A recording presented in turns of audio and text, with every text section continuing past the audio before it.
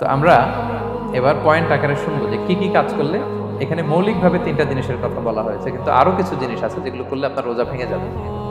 আসুন আমরা সেগুলো শুনি। 1 নম্বরে হচ্ছে ইচ্ছা করে যদি আপনি খান, ইচ্ছা করে খাইতে হবে, বুঝছেন? ভুল করে খাইলে কিন্তু রোজা ভাঙে না। খুব মজার না ব্যাপারটা?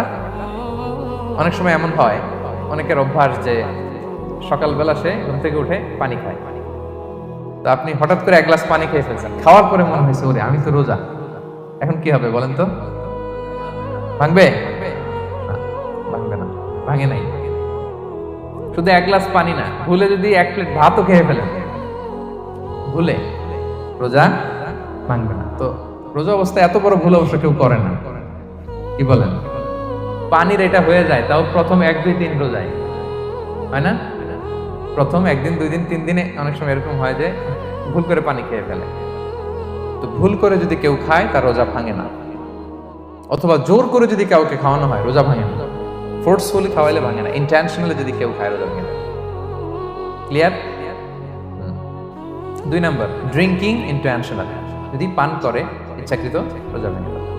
3 নম্বরে হচ্ছে ফিজিক্যাল ইন্টারকোর্স, দিনের বেলায় যদি ফিজিক্যাল ইন্টিমেসিতে যায় হাজব্যান্ড ওয়াইফ, দেহ থেকে যদি সিমেন আউট হয় রোজা ভেঙে যাবে। তবে ইচ্ছাকৃত যদি আপনি রোজা ভাঙেন, এটা বড্ড ভয়ঙ্কর প্রিয় ভাইরা, এটা খেয়াল করে মনে রাখবেন যে ইচ্ছা করে রোজা ভাঙার চেয়ে বড় স্পর্ধা আর হতে পারে না। কারণ এই রোজা রাখাটা কি রমাদানে ফরজ। আপনি যদি ফরজ ইচ্ছা করে ভাঙেন তাহলে শুধু কাজা করলে হবে না, কাফারা দিতে হবে। কে দিতে হবে? তাহলে আমরা জানছি কাজা, আমরা জেনেছি ফিদিয়া, এবার নতুন একটা টার্ম শুনলাম, এটা কি? কাফারা। ইচ্ছা করে রোজা ভাঙলে কাফারা দিতে হবে। এন্ড হোয়াট ইজ কাফারা? কাফারা হচ্ছে টানা 2 মাস রোজা রাখা একটার জন্য। পারবেন? রমজানেরটা রাখতে তো খবর হয়ে যায়, কি বলেন? ইচ্ছা করে যদি কেউ রোজা ভাঙে, তার কাজা কাফারা 2টাই লাগবে। কাজা মানে কি? একটা রোজার জন্য একটা রাখা, আর কাফারা 2 মাস 60টা রোজা রাখা। 60 খবর আছে। কিন্তু আপনি ইচ্ছা করে যদি রোজা ভাঙেন, এটার জন্য কাজা করলেন, একটা 60টা রাখলেন, মোট 61টা রাখার পরেও রমাদানের যে রোজা, এটার ফজিলত কি আপনি পাবেন? এটা আপনি পাবেন না। এটা বড্ড ভয়ঙ্কর। আমরা যেন ইচ্ছা করে কেউ রোজা না ভাঙি।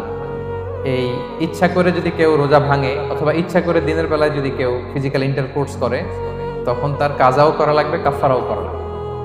এই ভুল যেন আমরা কখনো না করি, মনে থাকবে। ইসলাম বলেছেন মান দারাআহুল ফাইউ আই গালাবাহু ফালাইসা আলাইহি কাদা। কেউ যদি অনিচ্ছাকৃত বমি আসে, কাজা করা লাগবে না। ওমান ইস্তাফা, কেউ যদি ইচ্ছা করে বমি করে আমদান ফালিয়াখদি, সেজন্য এই রোজাটা কাজা করে। 5 নাম্বার হচ্ছে আল ইস্তিমনা, মানে মাস্টারবেশন, হস্তমৈথুনের মাধ্যমে কেউ যদি সিমেন আউট করে তাহলে তার রোজা ভেঙে যাবে, এবং এটার জন্য কাজা কাফারা 2টাই লাগবে। 6 নাম্বার স্মোকিং। স্মোকিং যদি রমাদানে কেউ করে, রোজা কিন্তু শেষ। এদিকে আমার মাসালা শেখায় না নতুন করে, অনেকে অনেক ডানে বায়ে মাসালা করে যে হুজুর এটাতে এই, ওটাতে এটা তো ধোঁয়া, এটা তো এই না। স্মোকিং করলে আপনার রোজা ভেঙে যাবে, কারণ এটার মধ্যে এমন পার্টিকেল থাকে যেটা আপনার ভিতরে চলে যায়। সো আপনার রোজা ভেঙে যাবে, খবরদার স্মোকিং করবেন না। 7 নম্বরে আপনি যদি নাকে ড্রপ দেন, রোজা রাখা অবস্থায় নাকে ড্রপ দেওয়া যাবে না। হ্যাঁ, নাক হচ্ছে gateway to reach in the stomach, এটা স্টোমাকে পৌঁছার একটা গেটওয়ে।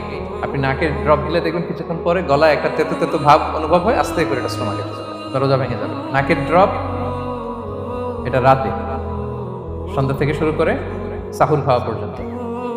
আচ্ছা, এজন্য রমাদানে কিন্তু ওযু করার সময় নাকে পানি দিতে সাবধান। হ্যাঁ, ফরজ গোসলের সময় নাকে পানি দিতে সাবধান, খুব বেশি ইস্তেনশাক করা যাবে। কি কি করলে রোজা ভেঙে যাবে, এই পয়েন্টটা ক্লিয়ার হয়েছে সবার? সবাই বলে নাই, ক্লিয়ার হয়েছে সবার?